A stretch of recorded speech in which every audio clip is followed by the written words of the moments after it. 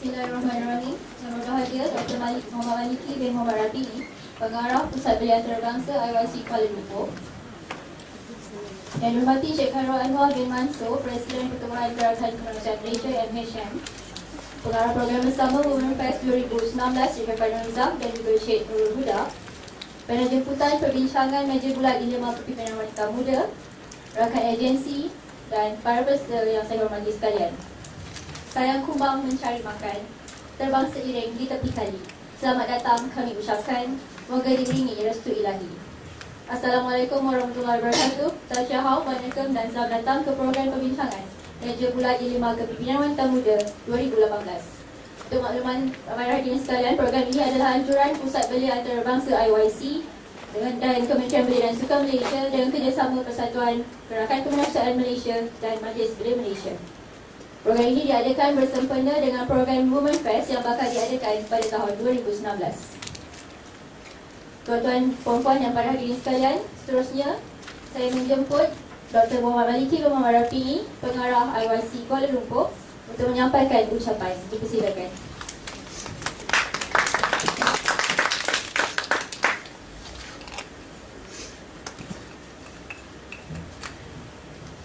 Bismillahirrahmanirrahim. Assalamualaikum warahmatullahi wabarakatuh. Yang saya hormati Puan Norizan selaku pengarah program bagi program Kepimpinan Wanita Muda, dan saya hormati Nurul selaku Naib Presiden Majlis Malaysia, juga rakan-rakan daripada gabungan MDM. Tidak saya luputkan pimpinan-pimpinan aktivis bagi pergerakan wanita, juga wakil daripada agensi-agensi termasuk kementerian. Mohon maaf saya tidak sebut keseluruhannya untuk kita makan masa. Mungkin lepas ini kita akan kenalan dalam sesi ini. Pertamanya saya mohon maaf kerana lambat. Kalau saya tahu rumah saya lambat sampai saya keluar sekejap dari urusan tadi dan sangkut dengan hujan lebat. Saya tak boleh masuk dalam kereta. So kalau nampak rambut basah ni memang tadi hujan sikit. Yang kedua, saya ucap selamat datang kepada semua. Welcome to National Center. Sebahagian yang saya nampak dari sini adalah wajah-wajah penggiat aktivis-aktivis masyarakat yang sewaktu saya sebagai Presiden MDM dia telah juga berkenalan. Jadi this is the beauty of our perjuangan lah, ya. Bila kita di mana kita masih kekal dalam memperjuangkan isu-isu kemasyarakatan, kesaksamaan antara manusia. Jadi kerana itulah ya, kami di Pusat Belia Antarabangsa dengan bantuan daripada Kementerian Belia dan Sukan melihat bahawa isu kepimpinan muda merupakan suatu isu yang perlu kita angkat bersama. Sebenarnya saya berikan sedikit gambaran mengapa isu kepimpinan muda ini menjadi satu fokus kami. Dia bermula pada akhir tahun 2015 apabila wakil tetap dari UNDP, United Nations Development Program, telah bertemu dengan YB mantan Menteri Belia kita lah, ya, pada pertama kalinya. Madam Michelle masa itu, dia masih berada di Malaysia, membuat pertemuan dan saya telah diminta untuk hadir sama kerana ia melibatkan isu antarabangsa. Kehadiran saya masa itu sebagai pengarah IYC. Perbincangan memberi fokus kepada laporan SDG. Laporan SDG 2015 yang menyatakan bahawa dalam konteks belia terdapat 3 perkara yang perlu diambil perhatian. Yang pertama iaitu belia orang asli, yang kedua wanita muda, yang ketiga ialah belia dari Sabah dan Sarawak. Jadi bertitik tolak daripada perkara itu diadakan pertemuan kedua oleh Madam Michelle dalam hari tarikh yang lain bersama dengan Datuk Ketua Pengarah Jabatan Belia Sukan Negara Datuk Haji juga berbincang perkara yang sama, tetapi lebih kepada bagaimanakah hendak melaksanakan perkara itu. Yang mula-mula tadi more on policy. Bila berada pada JBSN, dia lebih pada pelaksanaan. Dan sebagai bekas Presiden MDM dan juga saya terlibat dengan aktiviti perbincangan pada peringkat lebih besar iaitu ASEAN Youth Council, World Assembly of Youth. Saya tahu ini perkara yang bukan boleh dipandang ringan, ya. Bila laporan SDG bagi sesebuah negara, dia perlu diikuti oleh tindakan yang lebih tersusun oleh negara itu. Maknanya perlu disambut oleh NGO, universiti, orang perseorangan ataupun individu untuk kita mengambil tindakan. Maka kerana itulah JBSN atas mandat yang diberikan oleh Yang Bahagia Datuk Pengarah telah membawa perkara ini kepada KBS, dan IYC diberikan mandat untuk memberi fokus kepada isu pembangunan belia dalam konteks SDG. Jadi kami telah adakan pelbagai program bermula dengan kerjasama daripada Dr. Sanjit Singh UPM untuk kita bincangkan isu berkaitan SDG itu dalam 3 konteks yang utama. Jadi kami gerakkan selama 5 tahun sehingga tahun 2021 3 isu ini secara serentak. Dan alhamdulillah majlis belia orang asli yang diketuai oleh Saudara Alan telah memberi fokus bagaimana pembangunan belia orang asli. Saudara Alan sekarang ni berada di Korea. After 3 years, dia dah mula pergi keluar untuk bercakap tentang perancangan mengangkat dan memperkasakan pimpinan belia orang asli. So dah ada belia orang asli wakil negara ke Korea. Beberapa bulan lepas wakil belia orang asli pergi ke Chandigarh untuk report program. Saya berharap selepas ini akan ada wakil belia orang asli yang akan layak secara merit menyertai program-program utama pengantarabangsa seperti kapal belia Asia, fellow perdana, parlimen belia dan sebagainya. Itu yang kita dah boleh nampak sekarang. Dan hari ini kita berada di sini untuk kita membincangkan isu wanita muda. It's a very huge and very vast spectrum. It's not easy kerana isu wanita muda bermula dia dilahirkan hingga dia hilang kelayakan sebagai wanita muda. Macam tu. Sebab isunya berangkai. Anak-anak yang dilahirkan, anak-anak yang dijaga, keluarga yang perlu diambil perhatian, suami atau bekas suami yang masih melingkari kehidupan dia, adalah perkara-perkara yang perlu kita hadapi, terjaya dan sebagainya. Kerana itu saya ucap terima kasih kepada MHM, Malaysian Humanitarian Movement, yang menjadi pelaksana bersama dengan Majlis Belia Malaysia, kerana sudi untuk membantu kami. Kerana kami hanya platform saja, tetapi pelaksana sebenar ialah NGO ini, yang mana Cik Nurul terima kasih banyak kerana sudi untuk membantu kami. Yang mana dengan kehadiran MBM, maka dengan sendirinya 39 badan gabungan di bawah MBM akan sama-sama turut serta dalam solidariti ini. Kebetulan 2 minggu lalu saya berada di Sri Lanka bersama dengan yang berhormat Menteri Belia dan Sukan YB Syed Saddiq dalam Forum Asia Selatan, South Asia Youth Forum yang kedua di Colombo. Sempat saya memberi makluman tentang fokus berkaitan dengan SDG ini, dan beliau mengambil hirau perkara ini sampai sehingga kan beliau tanya saya, dia kata, Maliki, betul ke sampai laporan SDG itu sebut Belia, Sabah dan Sarawak? Betul ini, saya kata. Dia very specific sebab program pembangunan kita dari peringkat federal sampai di peringkat bandar-bandar besar, di Kuching, di Miri, di KK saja. Orang berada di Long Pasir, di Suk, di Kapit, tak dapat benda tu. Ini hakikat. Jadi kita tidak perlu put everything under the carpet. Kita kena lihat secara terbuka dan menyeluruh. Jadi beliau ambil hirau itu. Sebab itulah kalau tuan-tuan puan-puan lihat, sebab tu Majlis Perundingan Belia Negara, YB Menteri ada menyebut tentang wanita muda. Saya ingat Puan Sharifah Norizan pun maklum perkara itu kerana beliau juga membawa usul sebab itu. Jadi kita berada pada landasan yang betul untuk melihat isu-isu ini. Namun harus kita sedar bahawa mengadakan RoundTable discussion untuk satu tempoh 2 jam atau 2 jam setengah tidak akan menyelesaikan apa-apa masalah serta-merta. Ya? Kita makan Panadol sehari, dia hanyalah painkiller. Dia tidak menyelesaikan keseluruhan penyakit kita. Tapi sekurang-kurangnya kita berada pada tahap bersama-sama untuk melihat tentang permasalahan ini secara bersamalah. Jadi ada yang tanya saya hari ini, dia kata orang lelaki boleh datang tak? Saya kata ini isu masyarakat, ini bukan isu orang wanita aja. Jadi siapa pun perlu hadir. Ya?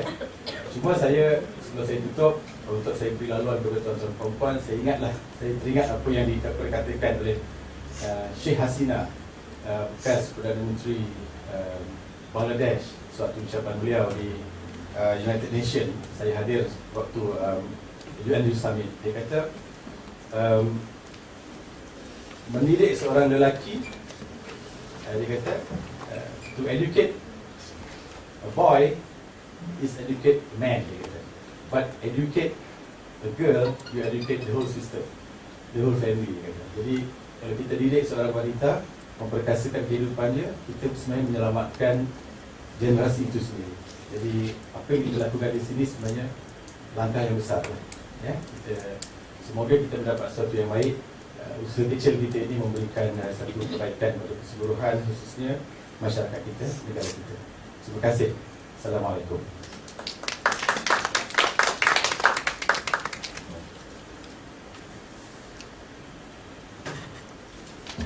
Terima kasih Dr. Maliki.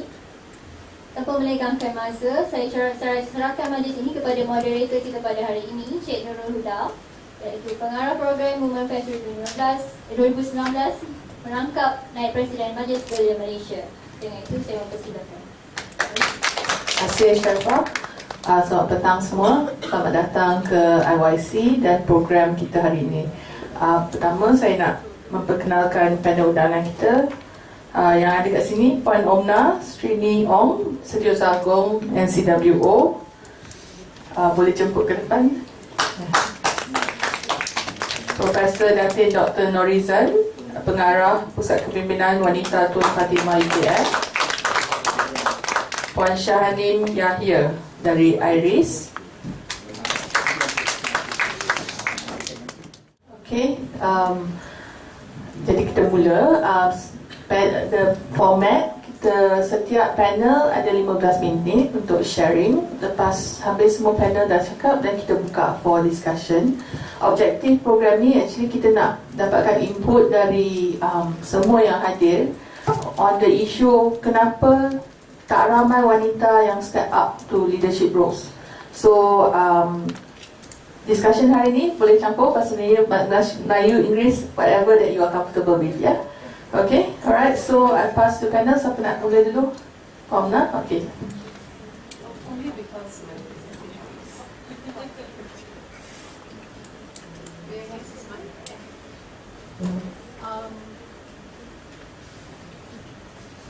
So good afternoon, everyone. Okay. Hi, everyone. Good afternoon. May I speak in English? Sure. Perfect.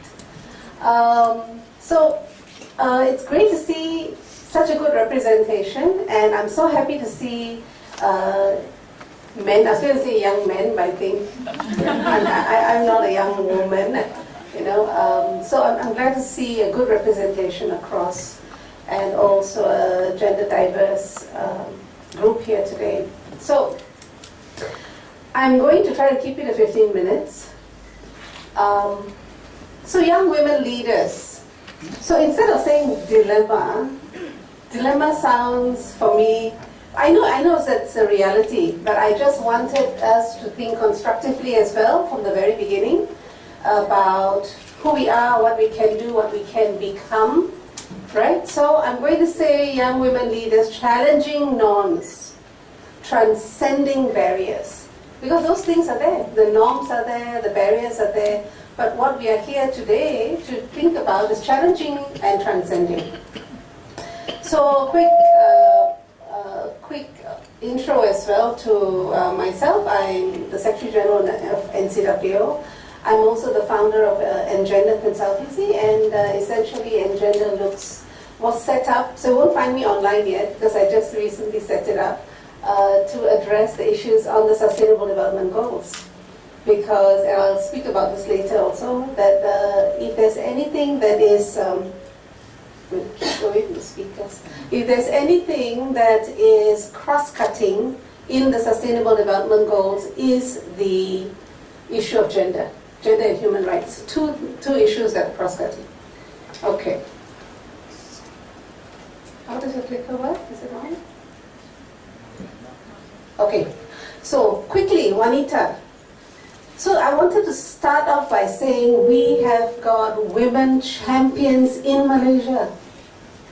And also I want to acknowledge the men and say there is a growing number of men who are supporting gender equality because they know gender equality is not about women alone. It's about men and women, right? So when you look at Wanita, I tell you, everyone in this picture is a real hero. Is a real hero. Right from the lady on the right was the first police officer in Malaysia, right? And down here at the bottom, Tun Fatimah was the first woman minister in the country. Right up there, Senator Padmawati, who's OKU, and the wheelchair, and she's still the senator.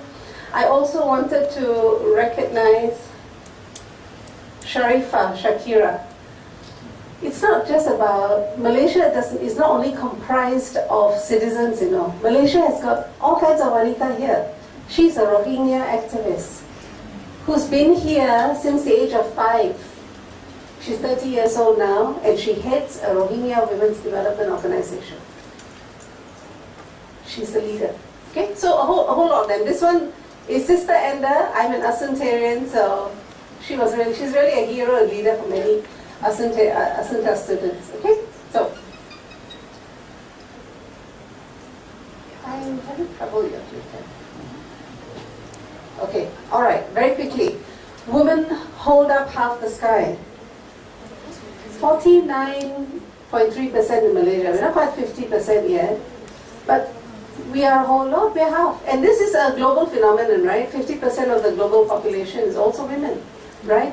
So isn't that a good starting point to say we really need to take a step forward, right? So what does it mean to hold up the sky? Maybe that's something we can take it up in the discussion. What does it mean when we hold up the sky? What does that mean? Does it mean we take a seat back, or do we need to actively hold up the sky, right? Right. So in line with today's topic about unique challenges, let's look at a couple of challenges that we hear about. Okay.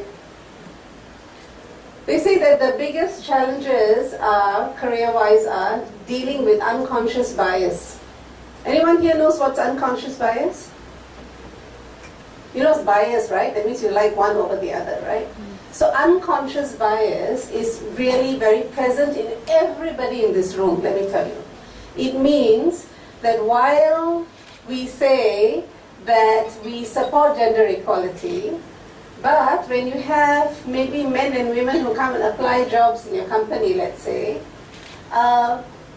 because of your experience, your mental mindset about women generally, although you say you support, but in the decision that you make about who you employ, you may actually decide to take on a man. Right? And you may not even realize it yourself. So that's unconscious bias. That's a whole workshop on its own. I think it's worth looking into at some point.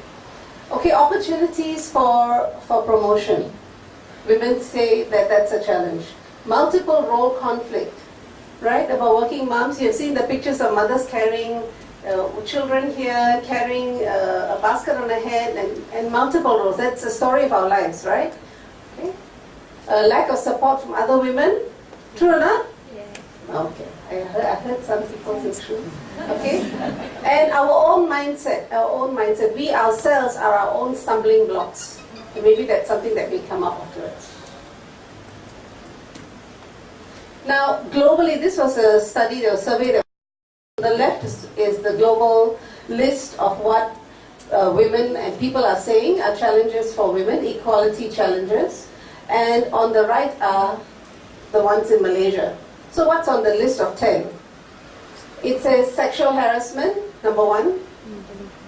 We hear a lot about it in the papers today, right? Sexual violence, sexualization of women in the media, physical violence, balancing work and caring responsibilities, workplace discrimination, gender stereotyping, support for pregnant women and new mothers. Did you know that when you are hiring somebody, you cannot ask her if she is pregnant?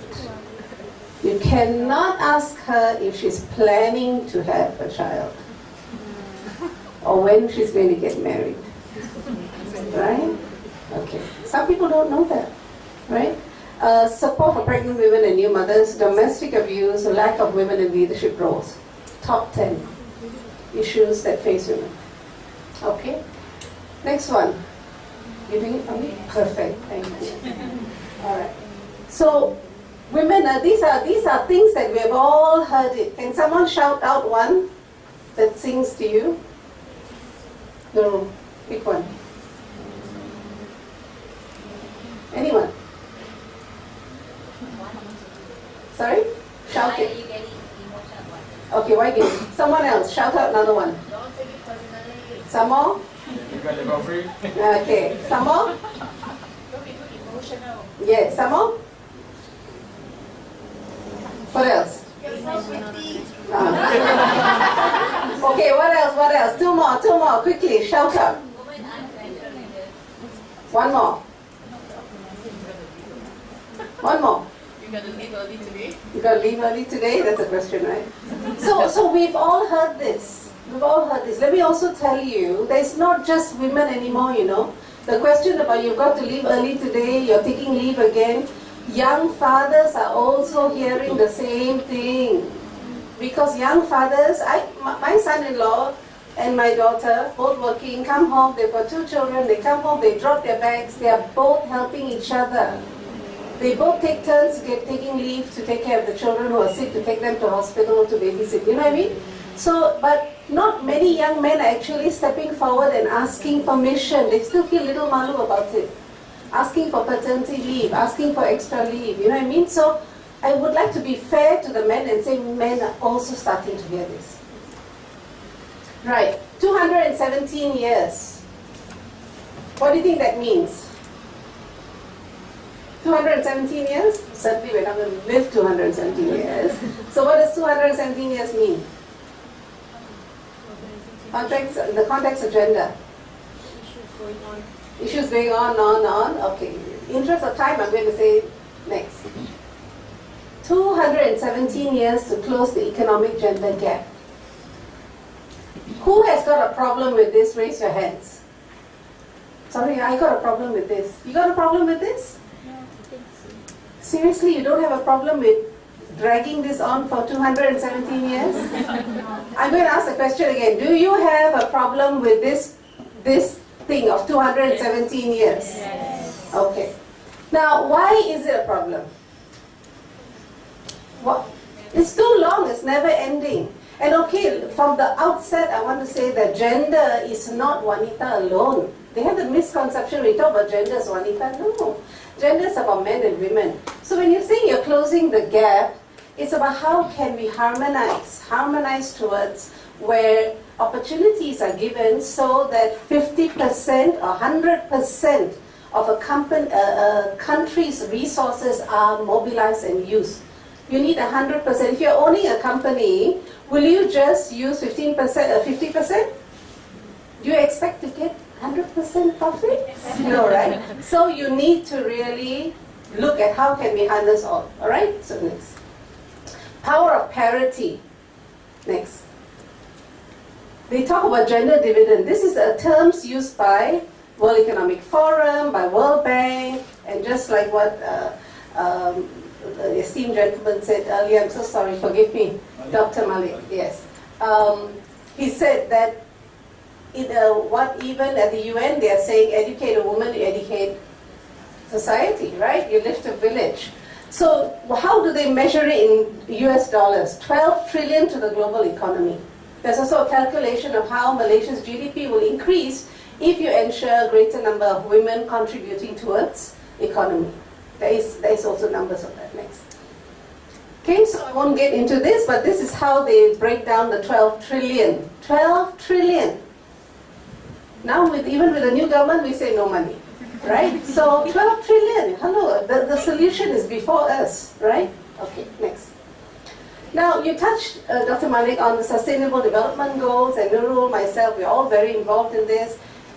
Everyone clear about the Sustainable Development Goals? And have you heard of it? Okay, very quickly, in a nutshell, it is the latest of the global plans that the United Nations has put together with, not this time, it's not top down, it's not some experts who have put it together.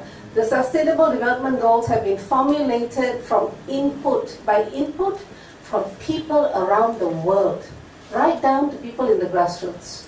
So it's no longer some big experts telling us what to do. It is put together after consultation with everyone. So we have 17 goals. 2 issues, like I said, are cross-cutting.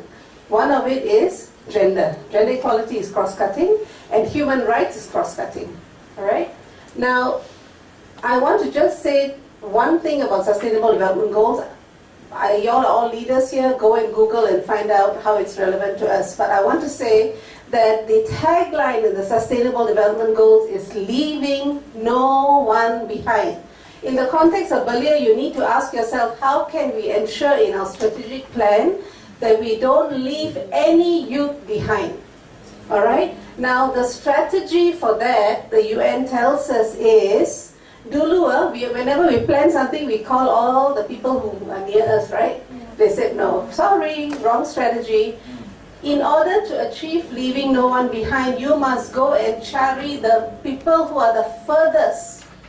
Just like Dr. Malik just now said, the people who are the most remote. So for us, I'll say, I want to go and look for the wanita who are the furthest, the most difficult to get. If I can help that woman and start moving in, then I will achieve leaving no one behind. Okay, so I'm going to still leave you with that thought next. Alright, so where are we today? Next. Well, it's not even, okay? But we're getting there, alright? Now, the Global Gender Gap Report 2017, now this is done, by experts who do their calculations and sort of tell you where your ranking is as a country. Malaysia is 104 out of 144. We are somewhere down there. A lot of work to do? Yeah, a lot of work to do. Okay, so we are 104. And mainly because of leadership, let me tell you, mainly it's because of absence of women in leadership positions. Next, please. So, before that, so this was a study done by UNICEF recently, and they did a perception study talking to people in society in Malaysia. Now, on how they consider men and women's status in society. Okay, 70% said that men's status is higher. This is just general public's perception. They feel the status of men is higher. And then 7%, I don't know, okay, never mind, luckily it's only 7%. 22 said men and women are equal. Maybe they believe men and women equal. That's a good starting point. 1% said women's status is higher. Now that's also a little worrying. Right? I'm going to leave you to think, I'm just giving you some really sound bites for you to help us in our consultation afterwards. Okay, next. Now, 1 in 3 women worldwide has experienced physical, sexual violence. Now, even if I just look at this row, okay, if we can start with saying 1, 2, 3, 1, 2, 3. 1, 2, 3, 1, 2, 3, 1, 2, 3, 1, 2, 3. Okay, stop. All right. You heard 3 many times? Yeah. So, 1 in 3 women are sexually or violently abused. You see, we don't realize until we even do a simple exercise like counting. Alright? People in this room also. People in this room also. Next. Now, are women safe in Malaysia? Safety is a very good indicator also of wellness. How do we feel, whether we feel safe? And we always I've grown up where my mother's also said that, please don't go out alone. Always go with somebody. That kind of thing. I'm sure you've heard that before, right? Oh, don't, it's very dangerous for girls. Guess what? I've got news for you. What does it say here? First of all, it says 1 in 10 rape cases are reported. What does that say? I love numbers, What does that statistic actually tell you? If they say 1 in 10 are reported, what does it tell you? How many are not reported? So just look at our statistics and then you kali, I don't know berapa kali. And then out of 28,745 rape cases reported, how many are prosecuted? 16. How many found guilty? 27. I'm not sure what this. What about types of violence reported? Domestic violence 43%, rape cases 32%. Now this is the critical information. What does that say? 80% of rape victims know their attackers. So all this big story about don't go out alone at night and all that, I will say you're just afraid to be at home. Or in a babysitter's, we've heard the story, right? Even in childminders, even in schools, at the workplace, 80% of the rape victims know their attackers. And guess what? Young leaders, most rape victims are under 16 years old. You've got a lot of work to do. All right, next. 20,000 sexual abuse cases since 2010 in Malaysia. Sometimes we don't want to talk about it. But if we pretend, we can pretend until the media reports and then suddenly we are saying, okay, where's the bomba? Because we're always in a firefighting mission, you know. Kalau sesuatu terjadi, then only kita suddenly so hangat, policy makers, parliament, all that, right? When it is there happening, we're just pretending it's not, but it's happening. All right, next please. Now here, child marriage in Malaysia. I'm sorry, but I have to talk about this. All right, child marriage, and also it is not, child marriage is not just with the Muslim community. Please know that. You know that, right? It's also with the indigenous community. It's also Chinese community. It's also Indian community. In America, a huge number of child marriages. It's a global phenomenon. All right. Whether it makes it right or not is the question. Now, let's look at legal ages. I won't talk about the one on the right, but I'll talk about this. It's very funny how we allow children to get married when the legal the legal age for under internationally is 18 years. 18 years and below is still a child. Age for consent for sex in our law is 16. You need to get permission from the girl. Okay? Now, driving age. If you want to get a license, you must at least be 17. If you want to drink, sorry, I don't drink alcohol, but there are people who do. Drinking age would be 18. Riding 16. Smoking 18. Voting 21. It may change. You know, so I'm just saying that if you look at these numbers of everything else where you have to get permission and you have to be at a certain age, and then to give permission for a 10-year-old and 11-year-old to get married would seem a bit funny. And I'm not saying anything, I'm going to leave it to everyone to figure this out. Okay? Next one, please. Okay, I think this one we all know, so I'm not going to touch on this. Thanks. Okay, now gender wage gap. Something for you all to think about for those who are employed. Now this thing about gender wage gap, that means what women earn and men earn, that there is generally a 20% difference, is a global phenomenon again. It's strange, you know, many things are a global phenomenon, right? But what's interesting in this Malaysia newspaper article is that they say, ladies, listen up. You are only paid up to this time every day. So women are only paid up to 4:21 every day. After that, your work you're doing is actually free because of the wage gap.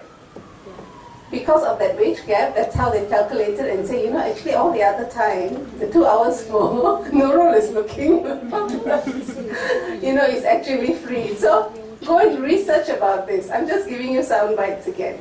You know, so isn't that interesting? But the global is not because companies, FMM and all that will tell you, or Malaysian Employers Federation, they will tell you it's not that we're giving women differently. But sometimes women step out of work from career, they take a break. When they come back, the question sometimes the interviewer asks is, what was your last drawn salary? Hello, I was working at home for 2 years now, and come back, you cannot start me off for my last drawn salary. You must actually make me on par. So that's where some of us feel the gap is. Alright, so it's the way you ask the question. Next please. Alright, so the other thing that globally we're starting to talk about a lot more, and if you've gone, Dr. Malik has gone to UN meetings, you'll hear this thing about unpaid work. Even all of us who are volunteers in NGOs and all that, it's unpaid work. But our GDP does not recognize unpaid work. And they say, actually, since you didn't get any money for this, we cannot include this in the GDP. Hello, but I did work. Right? Your mothers and sisters and husbands and all that who are doing housework, not kera. Something's wrong, right? Yeah. So it's valued up to 10 trillion, or 13% of the global GDP. So again, we need to reconceptualize what does work mean? How do we calculate the value of what people are already doing? Okay, next. So Malaysian women in parliament, this was one of the things why we are sitting at ranking 104, okay? But in June 2018, we've seen a rise. Before that, it was just below 12%. Now it's about 14 odd percent, about there. 14% or so, right? But then it's still not good enough. It's too slow. I'll tell you why. Next one, please. Senior management, we have about 28%. So it's not too bad. But again, the note that I put at the bottom, that policies alone is not enough to drive real progress. We need a wide culture of inclusion, championed from the top. Political will in any organization or country is very important. The leadership need to show and walk the talk, right? Needed to create change. Okay, next, please. Now, just now we said 217 years globally, can. In Malaysia, how many years? 84 years. I'm so sorry, but I've got a problem with this. Because I hope that in my lifetime, in my children's lifetime, they can see some change. Right? And I'm sure you want that as well. Okay, next. Now, board seats held by women, and see where Malaysia is at about 19%. This is like last year's statistics when we went to CSW. So it could have moved a little bit.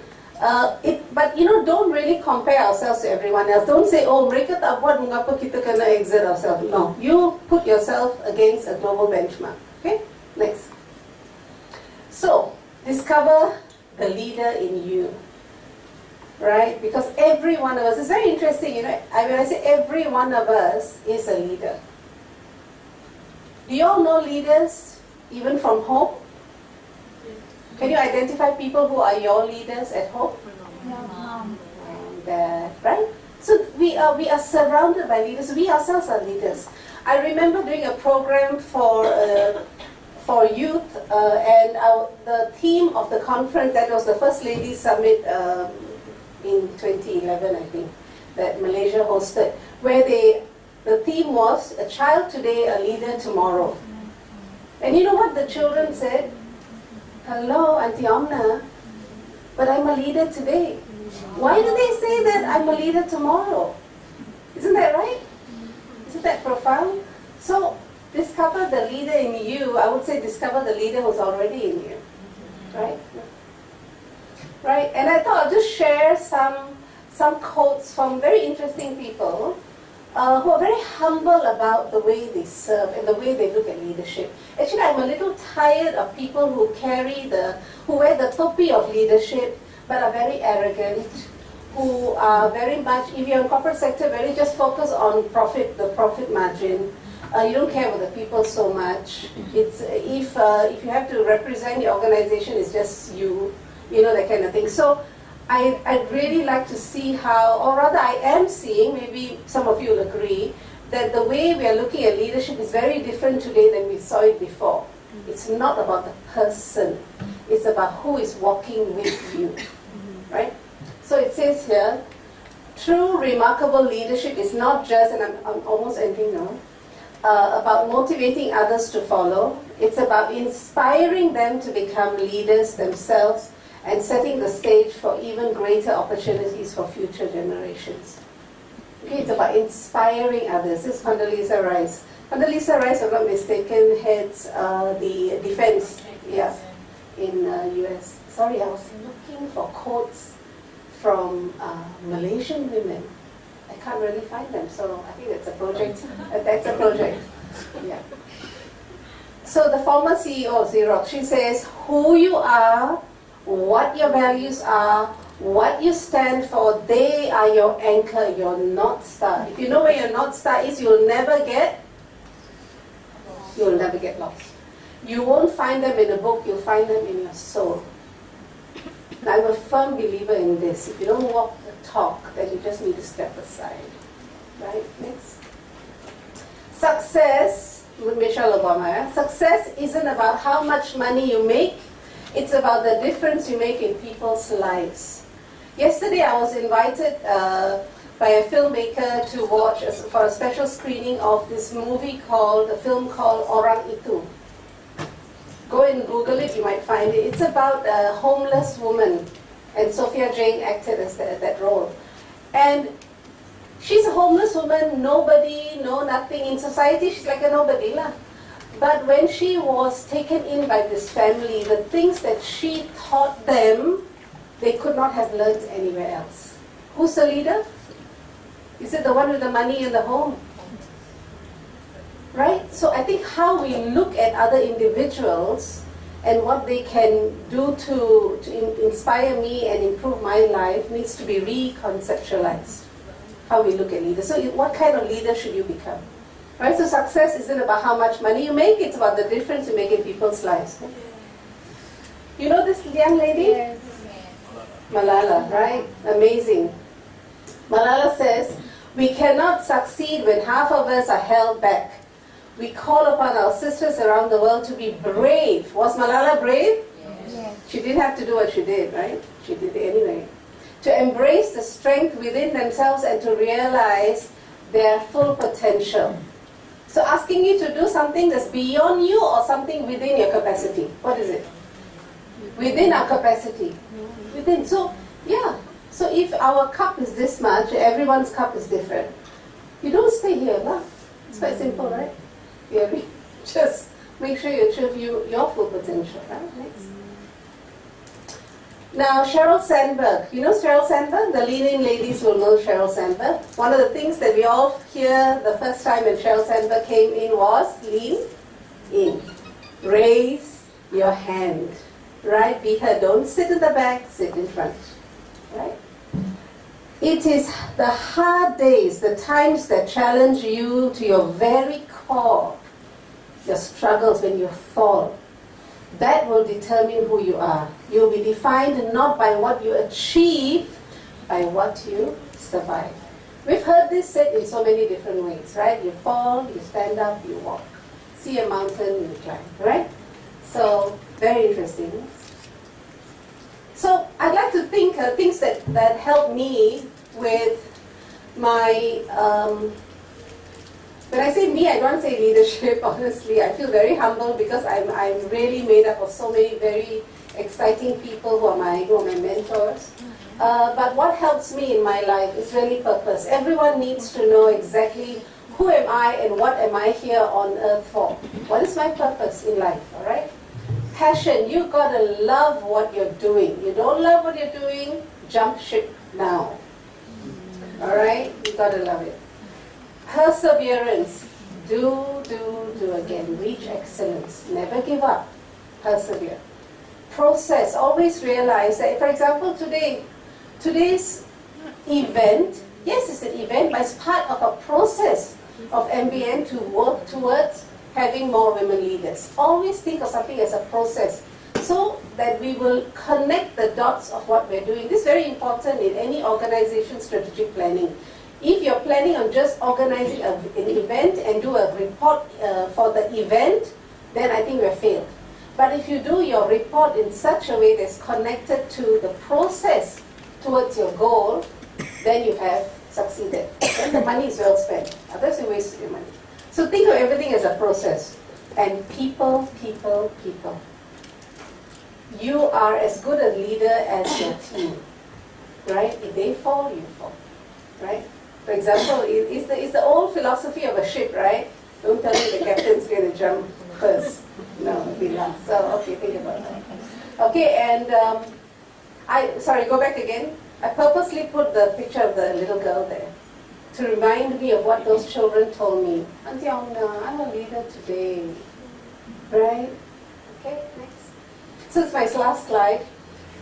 And it says, if your actions inspire others. So the first question to ask all ourselves, what we do, is it somehow making an impact in someone's life? Otherwise, you buang masa je lah. Shok-shok sendiri over masa. Okay?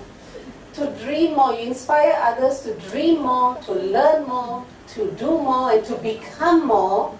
You are a leader. Thank you very much.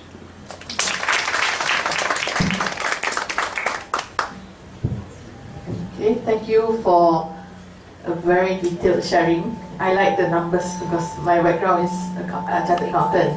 Yeah. Okay, kita pergi ke panel yang kedua. Assalamualaikum warahmatullahi wabarakatuh and very good afternoon to all. Pertamanya saya mengucapkan terima kasih kepada Institute. Hello. Okay. Institute International Youth Center IYC dan juga Dr. Muhammad Maliki dan juga Encik Khair dan yang pentingnya Puan sebagai moderator hari ini.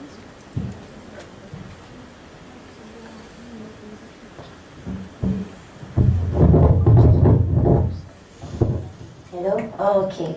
Jadi kita dah dengar tadi dengan panjang lebar iaitu Puan Omna memberikan beberapa statistik dan juga masalah dari segi berkaitan dengan kesaksamaan gender, ya.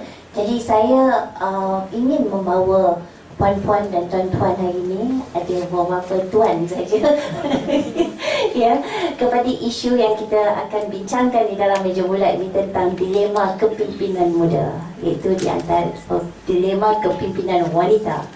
Jadi saya tak tahulah kalau saya ni dah lepas kot daripada strata wanita muda. Jadi kalau tadi bincang kita di bawah 40 tahun ke bawah, ya, Belia kan. Jadi ada juga yang nak membantu Belia tu dikategorikan ke 35 tahun ke bawah. Jadi memang dah lepas tu, tak apalah. Selagi 2 digit kita masih boleh. Tapi saya sentiasa rasa muda kerana Prime Minister kita 92 tahun pun masih muda, ya. Alhamdulillah. Okey. Jadi apa yang kita nak bincangkan di sini ialah tentang bagaimana kita nak memastikan bahawa wanita, terutamanya wanita muda, untuk kita bawa ke peringkat yang lebih tinggi. Jadi saya akan cakap bahasa Melayu dan juga sedikit di dalam bahasa Inggeris campur-campur, ya.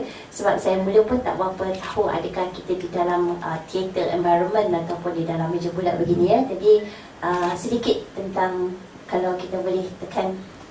Okey, sedikit tentang Pusat Kepimpinan Wanita dahulu, kerana daripada sini baru kita dapat mengatakan pasti, ya, isu-isu yang saya ingin bawakan, iaitu Pusat Kepimpinan Wanita adalah satu pusat yang di bawah endowment Kementerian Pembangunan Wanita, Keluarga dan Masyarakat, di mana ia satu-satu pusat yang menjalankan kajian, menjalankan latihan dan juga menjadikan konsultansi kepada kerajaan berkaitan dengan kepimpinan wanita.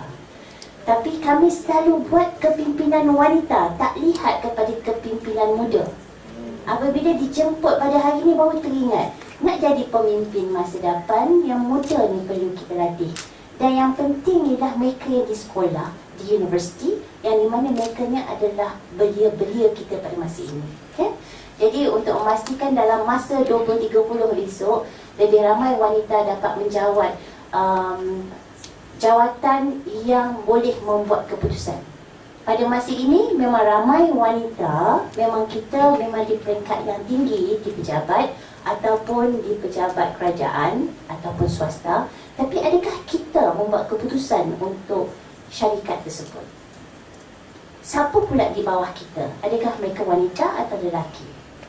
Jadi yang itu kita kena lihat juga. Kita kena atur strategi kita dengan baik supaya kita dapat mencapai 30% tersebut. Rata-rata ramai yang menyatakan kita dah capai 30%, tetapi itu hanya di bawah agensi kerajaan, ya. Tetapi itu pun agak menakutkan kerana pada masa sekarang memang sudah capai hingga ke 34%, di mana kita ada KSU-nya, kita ada timbalan KSU juga wanita, dan juga kita ada beberapa mereka yang boleh membuat keputusan adalah wanita. Tapi adakah kita mendapat senario yang sama dalam 5 tahun akan datang? Apabila mereka pencen, ataupun mereka sudah selesai tugasan mereka, siapa dia yang pelapisnya lagi. Jadi apabila kita melihat di peringkat kerajaan, pelapisnya ramai adalah lelaki, which is okay, no problem with men. Okay, tapi masalahnya bagaimana kita nak capai 30% ke atas? Sepatutnya kita lebih kepada mood menaik, iaitu 30, 35, 40, 45. Why not kan? Sebab apa? Tenaga kerja wanita di Malaysia pada masa ini adalah lebih kurang 60% wanita bekerja, ya. Jadi kalau dilihat dari segi agensi swasta pula, apa yang kita dapati sekarang ni di swasta, kita mempunyai lebih kurang 24% wanita di dalam board of directors. Board of Directors ni ialah lembaga pengarah yang membuat keputusan untuk syarikat-syarikat tersebut. Masih belum capai. Sampai bila kita nak capai? Tukar kerajaan, tak capai juga lagi. Tadi baru tukar kerajaan pun 8 bulan. Dia bagilah dia masa sikit, insyaAllah, ya. We hope for the best, okay? But kita rasa mungkin seperti yang Puan Omna sebut tadi, 217 tahun gender gap ni kan. Adakah kita juga nak melalui begitu lama? Saya rasa kalau dengan inisiatif yang dijalankan oleh Majlis Belia Malaysia ini, kita rasa gender gap itu akan lebih cepat kita kurangkan, ya. Jadi yang seterusnya, Pusat Kepimpinan Wanita juga adalah untuk memastikan bahawa wanita-wanita kita mendapat peluang sama rata dari segi kesesamaan gender, walaupun mereka berada di mana sekalipun. Jadi walaupun mereka di Sabah dan Sarawak, di Semenanjung, walaupun di miskin bandar dan juga di pendalaman, perlulah kita bantu mereka untuk mendapat peluang yang sama. Jadi sedikit daripada Pusat Kepimpinan Wanita, kita teruskan. Baiklah, apa dia cabaran kepimpinan wanita muda pada masa ini? Kalau kita just go around the corner lah, ya, tanya, apakah cabaran anda paling pertama sekali datang sini? Transport. Okay, number 1. Number 2? Time. Okay, number 3? Anak siapa nak ambil ni? Hujan ni hari ni, petang ni balik pukul 5. Iris cuti sekolah. Okay, no problem. Anak siapa nak jaga? Okay? Suami siapa nak jaga? Ya, betul. Ya, jadi kita selalu fikir anak siapa nak jaga, dan apabila saya berbincang dengan wanita-wanita di dalam kursus, semua cerita kami nak one-stop center for our children. Kita nak pergi massage, kita boleh beli lauk, bawa balik rumah dan sebagainya. Tapi mereka tak pernah sebut suami mereka siapa nak jaga. Dan saya mendapat maklum bahawa di Jepun memang ada husband care.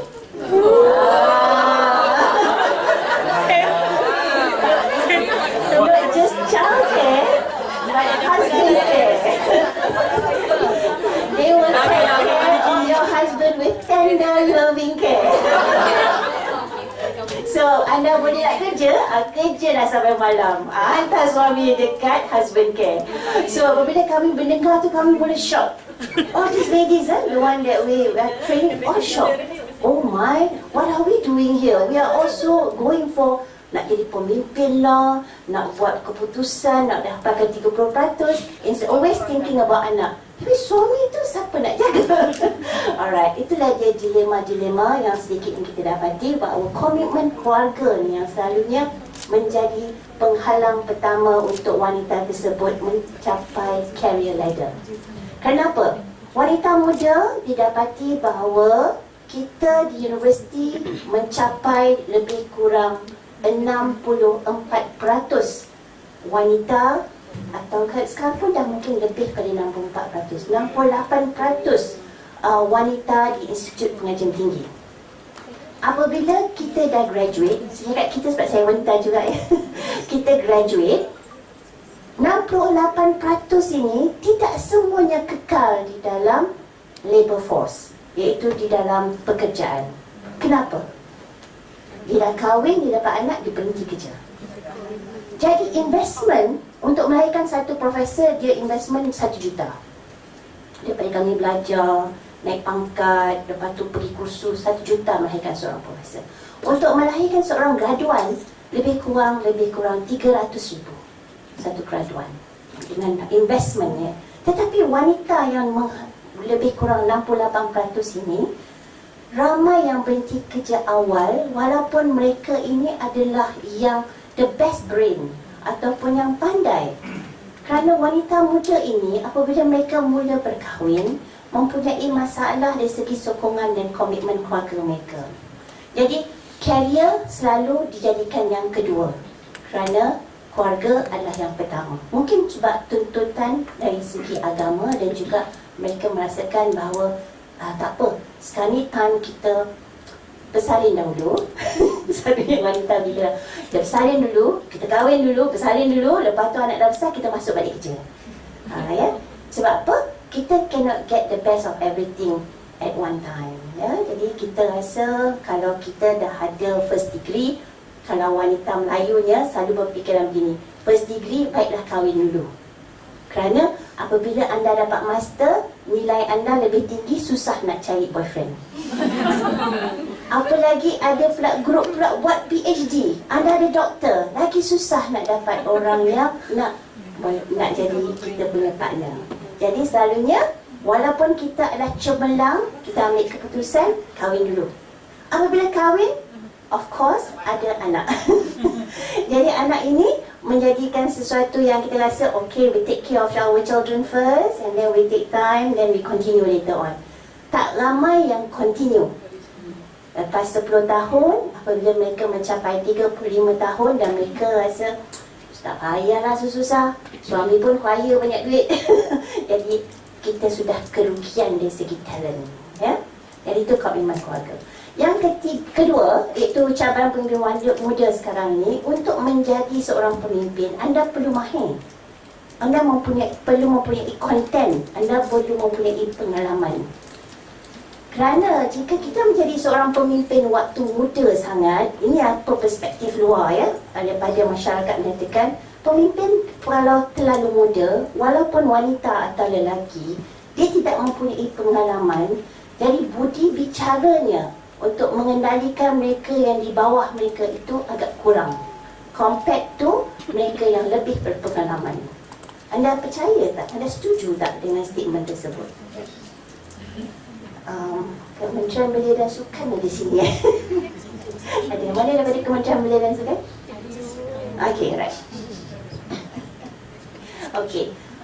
Syed Saddiq, this is perceived by public. Syed Saddiq adalah seorang yang memang pandai, mempunyai kemahiran bercakap yang baik, mempunyai karisma, tetapi dari segi pengalaman, mereka selalu kata dia agak muda. Tetapi bagaimana dia mengatasi masalah dia? Dengan mengambil Tun Mahathir sebagai mentor. Dia bekerja bersama Tun Mahathir. Tun Mahathir is the mentor. So apa yang dia kerja, apa yang dia lakukan, ada mentornya.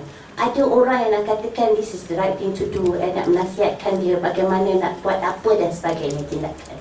Jadi kita lihat, anda nak jadi pemimpin di waktu muda, boleh, tetapi anda perlu mempunyai seorang mentor yang dapat memberikan anda maklumat dan juga panduan menjadi seorang pemimpin yang baik. Ya. Kemudian, dari segi ilmu pengetahuannya tadi, jika kurang, kerana kita masih muda, masih belajar, anda perlulah melihat bagaimana untuk mendapat quick win, ya, quick win. Selalunya, jika ada mentor-mentornya tadi, anda akan cepat belajar. Dan yang kedua ialah untuk kita buat shadowing, iaitu kita shadowkan seorang pemimpin, kita ikut mereka dan lihat bagaimana dia mengatasi masalah-masalah komunikasi dengan media, komunikasi dengan public. Bagaimana dia tu berurusan dengan orang yang agak macam toxic character dalam mesyuarat. Jadi kita mengambil jalan pintas untuk kita menjadi seorang pemimpin yang baik walaupun kita muda. Kerana sebagai saya seorang yang dah berumur lebih 50 tahun, saya melalui sendiri macam mana nak capai kepimpinan tersebut. Macam mana kita nak berhadapan dengan media bila ada konflik. Semua kita belajar daripada A to Z. Tetapi jika saya ada mentee dengan saya pada masa ini, saya akan kata, you just try to do it like this. Kan, jadi maknanya dia belajar dengan lebih cepat tanpa melalui berapa hours yang saya lalui, ya. Peluang. Rata-rata kalau kita jumpa wanita, mereka kata betul ada, bos saya ada hari tu kata dia ada kekurangan ataupun tempat kosong, minta kami apply. Tapi saya tak nak apply lah, susah lah. Sekarang jadi bos lagi banyak kerja. Adakah anda setuju? Sekarang kalau kita lihat ya, senario pada masa hari ini, orang ingat jadi bos dia sign-sign. Itu zaman saya kecil-kecil. Zaman saya kecil-kecil, saya tahu, oh nak jadi bos. Kenapa? Kerja senang. Just sign-sign dan kemudian boleh rehat. Tapi senario sekarang, jadi bos lagi banyak kerja daripada orang bawah saya. Kenapa? Kita sebagai pemimpin, kita kena ada vision. Nak bawa ke mana ni organisasi kita. Yang kedua, kita kena ada entrepreneurial mindset, nak cari duit. Nak buat program, tak boleh buat program free-free. Hari ni pun ada sponsor. Jadi, nak buat program tapi kita kena cari ada entrepreneurial mindset. Macam mana dia seorang pemimpin yang boleh kita ada network, cari sponsor A, sponsor B, sponsor C. Jadi, ini adalah bukan kerja yang mudah jika anda muda. Ya, tetapi nanti saya akan berikan beberapa cadangan untuk kita bincang di dalam meja bulat bagaimana kita nak capai benda ini dengan cepat. Kemudian peluang yang diberi itu selalunya sama rata kepada lelaki dan wanita. Tetapi ada juga di dalam kajian-kajian yang kami jalankan, ada beberapa syarikat tu yang lebih menggemari wanita single. Kerana dia kata wanita single ni tak ambil cuti salin lama-lama. Kemudian tidak perlu balik tengah hari untuk menyusu anak. Ada yang perlu menyusu anak, sekarang kita boleh breast pump dan sebagainya kan. Tapi isu dia, mereka memerlukan wanita single kerana mereka rasa wanita yang belum berkahwin dapat memberikan fokus lebih baik kepada pekerjaan. Jadi di sini diskriminasi kepada kita pula yang berkahwin. Kenapa pula kita tak boleh jadi pemimpin, kan? Jadi diskriminasi kalau kita lihat dulu untuk bekerja menjadi seorang pramugari mas dan di Asia, anda masih belum berkahwin. Kalau dah berkahwin masih lawa boleh tak? Kalau masih 24 lagi kan, kita punya waistline. Okay. Jadi ada diskriminasi di situ kan. Jadi di situ juga kita nampak peluang-peluang untuk menjadi seorang pemimpin ada masanya disekat oleh status perkahwinan. Ada juga disekat disebabkan gender, tetapi ada juga peluang dah diberi tapi wanita tak nak ambil. Ini yang tadi dilema diri anda sendiri. Macam mana tu? Itu orang lain tak boleh tolong lah, kita sendiri nak tolong kan. Dan kemudian yang last sekali ialah tentang jaringan yang terhad. Nak jadi pemimpin, kita mesti ada jaringan yang baik. Kerana apabila kita nak buat program, kita just call telefon saja jaringan kita, dia anda peserta. Ataupun yes, you must be resourceful. Jadi kalau kita perlukan sesuatu, kita hanya carikan jaringan kita supaya menjayakan program-program kita bersama sebagai kolaborasi ke ataupun untuk menaja dan sebagainya. Jadi nak jadi pemimpin bukan calang-calang orang boleh jadi pemimpin. Ya. Kita teruskan. Jadi sokongannya untuk mendaki ke puncak kepimpinan untuk wanita muda ialah kalau kita lihat di sini, yang pertama, of course, kita perlu persiapkan diri kita dengan ilmu, dengan pengetahuan, dengan kemahiran. Kerana masa saya kecil-kecil, mak saya selalu kata, kalau jadi orang kaya ada pembantu rumah tau. Pembantu rumah tanya, mak cik, hari ni nak masak apa? Dan awak nak jawab apa? Masaklah apa-apa, sebab awak tak tahu masak. Jadi, nak jadi mak encik yang bagus, kita kena pandai masak dulu. Jadi, apakah moral of the story? Untuk menjadi bos yang baik, pemimpin yang baik, kita mesti tahu apa yang staff kita lakukan. Yes. Kalau dia membuat accountant, kita memang bukan accountant, chartered accountant kita dah menurun. Kita mesti tahu sedikitlah tentang financial, how to read financial statement. Walaupun kita ni memang bukan dalam accounting. Kalau kita berkaitan dengan undang-undang, iaitu bagaimana kita nak menjamin kepuasan pelanggan, kalau pelanggan pulang balik barang dan sebagainya, kita bukan dalam bidang law, tapi kita kena tahu. Jadi ini memerlukan banyak kursus-kursus tambahan daripada apa yang anda ada sekarang, yang anda graduate daripada universiti ataupun anda graduate daripada kolej-kolej. Kita kena tambah lagi ilmu kita untuk menjadi pemimpin yang baik.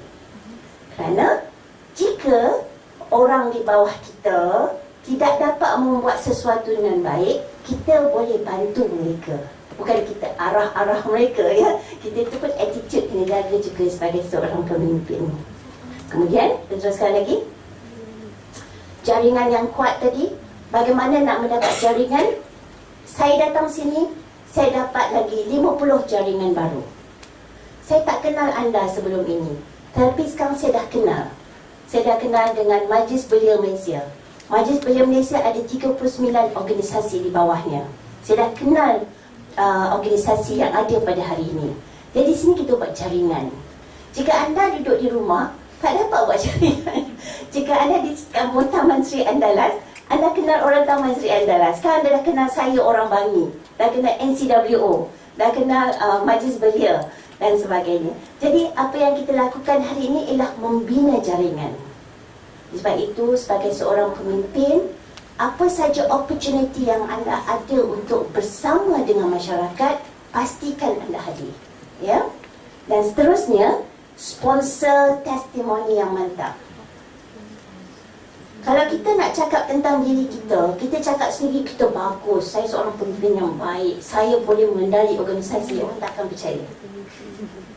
Tetapi sponsor di sini bukan sponsor yang beri duit, ya. Sponsor di sini adalah sponsor yang di dalam pencarian board of directors, mereka mencari siapa yang nak diletakkan di Samdabi board of directors. Siapa yang nak sebut nama kita dekat dalam mesyuarat Samdabi? Kita jauh di Bangi. Orang yang kita kenal, orang yang dah mengenali diri kita, bagaimana kita membuat pekerjaan kita, bagaimana kita memimpin organisasi kita, akan menyatakan calon A itu mungkin sesuai kerana dia ada credibility begini, pernah buat begini, dan sponsor ini tidak dibayar. Bagaimana nak cari sponsor-sponsor yang baik ni? Di sinilah pemimpin muda, kita nak bagi tips bagaimana anda nak mencari sponsor yang baik, yang boleh menyebut nama anda, testimoni anda di dalam membuat keputusan dan juga tentang peluang-peluang pekerjaan dan juga peluang-peluang kepimpinan yang ada. Dan juga mentor. Tan Sri Rafiq Salim adalah mentor saya. Tapi mentor saya banyak. Saya bukan ada satu mentor. Daripada saya kecil, mentor Rani. Lepas tu saya besar sikit, mentor Rani. Lepas tu dia di dalam phases of life, we have different mentors, ya. So Tan Sri Rafiq mentor kerana mereka, kerana beliau adalah Vice Chancellor Universiti Malaya yang pertama seorang wanita. Dan dia memberikan tips-tips bagaimana nak mengendalikan. Kumpulan yang paling susah untuk kita kendalikan ialah kumpulan orang-orang yang pandai. Bagaimana nak kendalikan profesor-profesor ni? Kalau dia tak setuju apa you cakap, dia tak akan buat. Sebab they know better than you. Why must I follow this lady? What does she know? You know? Tak payahlah ni cakap ni zaman 20 tahun dulu I dah buat, gitu kan? So macam mana nak gain respect from this man as well? You can only gain respect when you have the substance. Ya, so itu dia substance tu. Macam mana pemimpin muda nak ada substance dengan umur yang baru 25 tahun? Bagaimana nak anda nak ada substance jika anda baru 30 tahun? Dan kita tidak ada saudara mara yang juga Perdana Menteri. It is all your merit. It is all your doing. Ya, kita tak ada kabel. Kita naik, climb on our own. Tak ada kabel nak bantu. Jadi apa yang kita boleh buat? Dan inilah dia dilema wanita-wanita muda yang berada di Sarawak sana, yang di Sabah sana, yang ada di Ipoh, yang ada di Sintuk sana. Mereka tidak ada kenalan, tidak ada mentor, tidak ada sponsor. How do we help them? So I stop there. So hopefully we can have a fruitful discussion after this.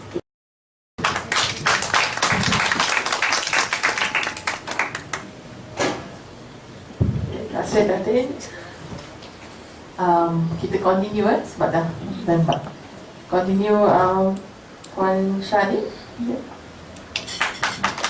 Okay, terima kasih Tuan Nurul, Ahli Panel dan tuan-tuan sekalian. So saya pun tak berhasrat nak bercakap begitu lama sebab sebenarnya slide kami bertiga hampir sama. Dan cuma saya akan fokus kepada belia wanita. Okay, next. Alright, ini ada skop lah beberapa slide pembentangan saya untuk petang ni. So first of all, kalau ikutkan jumlah penduduk wanita ini tak kira umur, maksudnya penduduk wanita meningkat daripada 2016 ke 2018. Okay, while penduduk belia agak mendukacitakan sebab daripada 2016 ke 2018 merosot. Okay, so next. Okay, ini dari perspektif belia berdasarkan definisi dalam dasar belia Malaysia. Belia adalah individu belia yang berumur di antara 15 tahun dan sebelum mencapai 30 tahun. Okay, dan kepimpinan ini adalah berdasarkan penilaian outcome indeks belia Malaysia 2016. Okay, kajian yang dilaksanakan oleh IYRES. Okay, dan sebagai penilaian juga sebenarnya indeks belia Malaysia ni telah diiktiraf sebagai KPI nasional untuk mengukur pencapaian kualiti dan kesejahteraan hidup belia Malaysia bermula pada tahun 2015. So untuk pencapaian rancangan Malaysia ke-11 2016 hingga 2020, IBM dijadikan sebagai KPI nasional. Okey, untuk kepimpinan ni, kepimpinan adalah salah satu indikator dalam domain potensi diri dalam indeks belia Malaysia. So indikator tu adalah subdomain lah kiranya. Okey, dan potensi diri itu sendiri bermaksud kekuatan dan kemampuan dalam diri individu yang boleh diserlahkan. While kepimpinan, indikator tadi bermaksud keupayaan untuk memimpin, bijak membuat keputusan dan mengendalikan sesuatu yang sukar. Alright, next. Okey, ini dari segi pencapaian skor IBM sebab kita ada spesifik indikator iaitu kepimpinan. Kalau ikutkan berbanding 2016 dan 2015, menurun skornya dan pada tahun 2017 telah meningkat. Okay, so actually untuk memantau pencapaian kualiti dan kesejahteraan hidup belia Malaysia ni, kita ada wujudkan satu technical working group untuk memantau setiap pencapaian domain dan indikator. Dan melalui platform TWG ni, actually kita dah lantik 117 focal point dalam kalangan kementerian, agensi, NGO, main stakeholders dalam membangunkan belia di Malaysia. So actually kerana ekosistem pembangunan belia bukan sahaja dipertanggungjawabkan kepada Kementerian Belia dan Sukan, malah almost semua kementerian terlibat. So pencapaian skor ini adalah bukan semata-mata berdasarkan pelaksanaan program inisiatif aktiviti di peringkat KBS semata-mata, malah melibatkan peringkat nasional dan juga antarabangsa, let's say ASEAN, Commonwealth dan sebagainya, United Nations. Okay. So dan berdasarkan statistik yang dikeluarkan oleh Jabatan Perkhidmatan Awam, jumlah penjawat awam muda wanita iaitu 15 hingga 30 tahun adalah 62.14%. Tapi saya tak ambil dekat sini kepimpinan lah sebab kalau ikutkan kepimpinan, definisi sekarang adalah grade 54 ke atas. So ini adalah keseluruhan penjawat awam wanita yang berumur 15 hingga 30 tahun. Ya? Okay, next. Okay, actually cabaran-cabaran ini juga telah diterangkan dengan begitu baik oleh panel yang dua tadi. So just to highlight semula lah.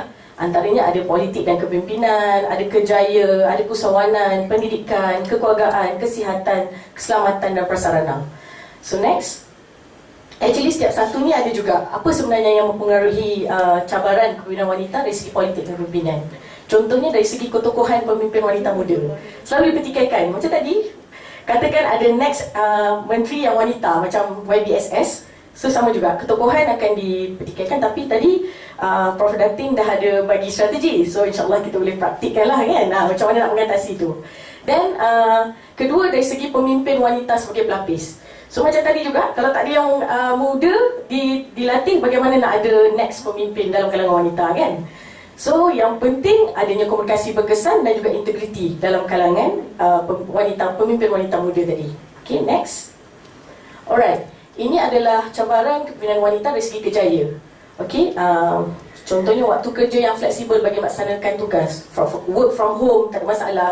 Tak adalah 2 tahun tadi diabaikan. Sepatutnya sama walaupun dia work from home. Okay, next, dari segi persepsi bahawa kepimpinan wanita tidak kompeten dan perlu dilatih bagi meningkatkan pencapaian prestasi. Ini ada satu persepsi yang kurang sihat lah kan. Walaupun sebenarnya kalau tengok especially di peringkat perkhidmatan awam, Sebagai contohnya di KBS sendiri, okey, ketua pengarah JPSN perempuan, ketua pengarah bahagian pembangunan kemahiran perempuan, setiausaha bahagian kewangan perempuan.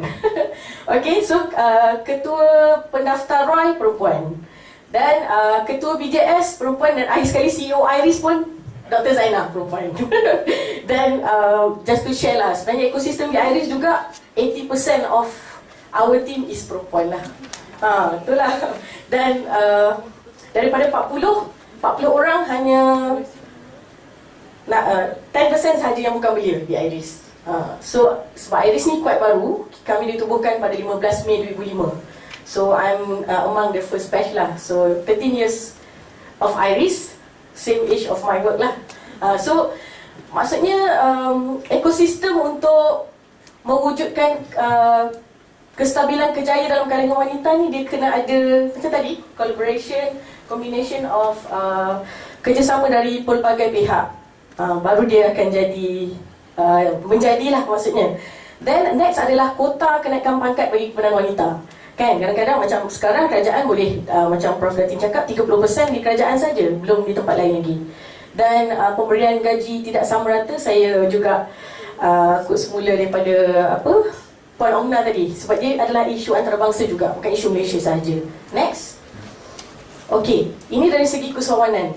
Empat isu ni, dari segi peluang pembiayaan, bantuan perniagaan, peluang pemasaran, usahawan yang mampan. Nanti orang tanya, siapa CEO dia wanita? Boleh ke tu? Nanti dah sibuk dengan keluarga, tak jadi dah berniaga. Contoh kan, dia akan ada satu persepsi macam tu. Sedangkan ramai usahawan wanita berjaya yang buat mooncake tu lagi lah kan, OKU. Dia CEO, dia kan. So maksudnya macam tadi juga, dia kena ada success story yang diwar-warkan, kena ada macam tadi sponsor macam Datin cakap, baru orang lain percaya. Kalau wanita tu sendiri cakap, dia akan jadi isu yang macam alah betul ke ni, macam tu kan. Next. Okey, seterusnya dari segi pendidikan, same goes to yang perniagaan tadi. Okey, peluang pendidikan, contohnya pendidikan lanjutan, kemudahan pendidikan, bantuan pendidikan. Bila wanita tu betul ke tu nak dapat beasiswa master, sekarang baru belajar 3 semester dah bersalin pula. Contohnya kan, dia akan jadi persepsi macam tu. Same goes to kalau kaki tangan awam, hadiah latihan persetujuan. Perempuan tak apalah, bagi lelaki dulu kot. Dia orang mesti boleh habis punya. Contoh macam tu kan. Dia ada satu persepsi yang kita sama-sama kena ubah lah. Next. Alright, dari segi kekeluargaan. Okay. So wanita ni macam saya quote semula, Prof Datin cakap tadi, kita memang ambitious, tapi kita tak boleh dapat semua cemerlang dalam satu masa. So nak cemerlang juga dalam menguruskan keluarga, nak cemerlang juga di pejabat, kan? Tapi dalam masa yang sama, dapat tak sokongan padu dari pasangan? Macam tadi kan, Puan Omna cakap, sekarang memang betul, macam saya dengan husband pun gila-gila. Kalau this month saya dah cuti 2-3 hari, next month dia pula nak demam, contoh kan. Tapi semua keluarga praktik macam tu ke?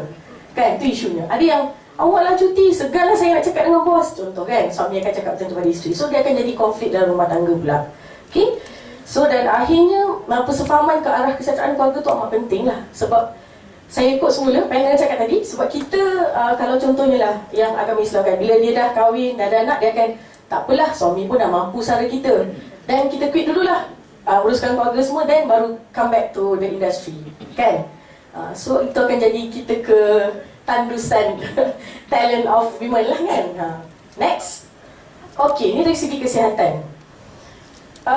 Yelah kan, wanita ni dia macam nak cakap kalau kita demam kan, jadi isu kan dalam, contoh dalam keluarga. Kalau mak yang demam, habis anak, suami semua tak makan kecok bilau, habis rumah. Macam kena langgar Garuda kan. Tapi kalau orang lain demam, wah kita boleh uruskan. Kalau anak dengan suami demam pun, kita boleh lagi kan. So maksudnya betapa pentingnya peranan wanita. Saya ikut balik yang Dr. Maliki cakap, kalau kita educate women, kita educate the whole system kan. Itulah juga sebenarnya betapa besarnya peranan wanita kan. Next. Okey, dari segi keselamatan, dia pun sama juga. Data telah dikongsikan oleh Puan Omna tadi, bagaimana kadar jenayah, keselamatan negara dan keteraman awam mempengaruhi ekosistem kepimpinan wanita itu sendiri. Okey, next. Dan akhir sekali dari segi prasarana, perumahan, kemudahan awam, ya kan. Sekarang ni perumahan dan kemudahan awam tu merupakan dua prasarana penting dalam menyokong kepimpinan wanita muda. So nak tak nak, keperluan tu perlu disediakan. Next. Okey, so ni adalah way forward. Satunya berdasarkan dapatan kajian yang telah dikumpulkan, okey, bukan sahaja yang dilaksanakan oleh IYRES. So dicadangkan mewujudkan ekosistem yang mesra wanita dalam memperkasakan peranan wanita dalam pelbagai sektor dalam menjalankan fungsi serta peranan dalam perusahaan keluarga. Okey. So next adalah menyediakan latihan atau kursus berkaitan pengurusan organisasi dan perusahaan keluarga, terutamanya yang melibatkan wanita muda yang telah berkahwin. Alright. So yang ketiga, mempraktikkan komunikasi berkesan antara majikan dan pekerja wanita muda bagi memperkasakan peranan wanita dalam organisasi. Dan yang keempat adalah konsep work-life balance tu perlu dihayati dan dipraktikkan bermula dari peringkat pusat tertinggi. Okey, tak bermakna juga, okey tak apa, IYRES tutup 5.30 maksimum kena tutup. Tapi nanti our CEO dapat arahan daripada KSU, daripada YB pukul 8 malam, 10 malam. So nak tak nak dia kena cari tim dia. So kalau konsep work-life balance ni dihayati dan dipraktikkan daripada peringkat pusat tertinggi, kenapa kat overseas boleh praktiskan? Macam pengalaman kawan-kawan saya cerita dia orang pernah belajar dan bekerja universiti, pukul 5.30 dah kena halau dah. Dah balik kan, bos dia cakap. So then lepas pada tu dia dah boleh fokus kepada kehidupan keluarga. Even saya berpeluang untuk kursus jangkauan pendek lah di Jepun So memang after 5 dia orang dah tutup. Dan pasar raya dia wajib tutup 8 malam. Bila tutup 8 malam, kat mana lagi nak pergi? Duduk kat rumah lah kan. So dia akan buat aktiviti keluarga dan sebagainya. So saya rasa benda tu kena maksudnya konsep tu boleh direalisasikan bila dia adalah dipraktikkan bermula daripada peringkat pusat tertinggi. Kalau kita yang peringkat bawahan ni macam susah sikit lah kan. Bila dapat arahan, kita tak berdaya nak menolak kan. So next, ini adalah saya quote semula daripada sumber Forum Wanita dan Kepimpinan yang disampaikan oleh Tan Sri Setiausaha yang sempena forum itulah yang dibuat oleh PEN Negara Malaysia. So strategi memperkasakan wanita dalam sektor awam ni dicadangkan ada 9. Yang pertama, mempunyai matlamat yang jelas. Okey. Yang kedua, berupaya menerangkan matlamat ini kepada penerima kesan bagi mencapai matlamat. Kadang-kadang kita pun, contoh kita ada 2-3 bos kan, arahan daripada direct bos kita macam dapatlah 10% kan. Lepas tu kan bila buat mesyuarat yang peringkat bahagian, katakan bos bahagian pula cakap dia nak macam ni, tambah lagi, baru dapat 50%. Lepas tu mesyuarat peringkat organisasi, bos besar cakap dapat lagi 50%, baru dapat 1%. Tu jadi lambat kan. So konsep menerangkan matlamat dengan jelas dan penyampaian itu juga adalah penting dalam organisasi, terutamanya melibatkan wanita muda. Okey. So yang ketiga, pengetahuan dan pemahaman tentang urusan utama yang memacu organisasi. Kita kena tahu main function of organisasi apa. So kalau boleh, bukan kita tak nak buat lebih, tapi yang paling penting menjalankan fungsi dan peranan seperti penubuhan itu dulu, dan baru kita laksanakan yang lain. Okey. So yang keempat tu, kemahiran penyelarasan dan integrasi yang mampu menyatukan cara pemikiran dan pemahaman yang berbeza. How are we going to combine all the suggestion, integration yang akhirnya akan mencapai matlamat yang sama. Okey. Yang kelima, kepentingan pelbagai pihak perlu diseimbangkan. Okey. So tak kisahlah pelbagai level, okey, pelbagai skop fungsi dan peranan, tapi perlu diseimbangkan. Yang keenam adalah dari segi kemahiran mengurus krisis. Okey, kemahiran menguruskan krisis dalam organisasi. Yang ketujuh adalah keupayaan mengurus dengan berkesan dalam situasi tekanan. Jangan dalam tekanan semua hang. So akhirnya tak ada apa-apa yang boleh dilaksanakan. So dalam keadaan tekanan, yang paling penting kepimpinan wanita tu kepimpinan pemimpin yang utama tu tak boleh hang lah kan. Dia yang kena gerakkan dulu. Okey, dalam keadaan ditekan ni apa yang kita boleh buat dulu. So at least kita boleh keluar daripada situasi tekanan tu. Okey, yang ke-8, keberanian dan tekad melaksanakan tanggungjawab. Okey. So bila dah ada keberanian dan tekad, insya-Allah tanggungjawab kita dapat laksanakan seperti yang disasarkan. Dan yang akhir sekali adalah keazaman dan ketekunan yang tinggi bagi mencapai matlamat. Okey. Dan saya rasa itu sahaja. Next. So kalau nak mendapatkan maklumat berkaitan kajian terperinci, boleh layari di portal IYRES. Dan sebenarnya kami juga merupakan portal hub data Belia. Kita ada YouthIdeas yang boleh diakses through apps juga. So sebenarnya YouthIdeas ni pembekal data tu bukan sahaja di Kementerian Belia dan Sukan, sama juga melalui 117 focal point tadi yang ada kawalan terhadap domain indikator. Mereka juga bertanggungjawab untuk upload data-data berkaitan dengan peringkat kementerian, agensi, NGO dan stakeholder tu untuk dikongsi kepada publik. Data-data yang bukan PNC lah. Okey, so sekian, terima kasih.